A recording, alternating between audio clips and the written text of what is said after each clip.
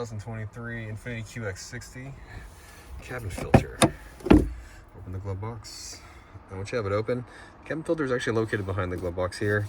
We don't need to remove the glove box door at all. We can take this panel off here by lifting up on it and pulling towards you. It can be a little tricky. It's on here really good. Okay, you can see it's just on here with these clips. Like that. It sounds kind of crazy when you go to pull it off. You just got to pull it off really hard.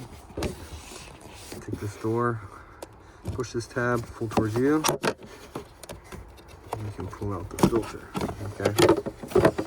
This one's in great shape, so we're not going to recommend one to our customer, but if you need one, check the description box. I have a link that takes you to Amazon where you can pick one up for your QX60. Now notice here that all the filters have an airflow direction.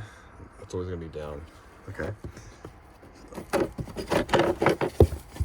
Just slide that one back in here. This side will need to go in first. We just snap that back on. Like that. Shut this door, line it up, and you're all done.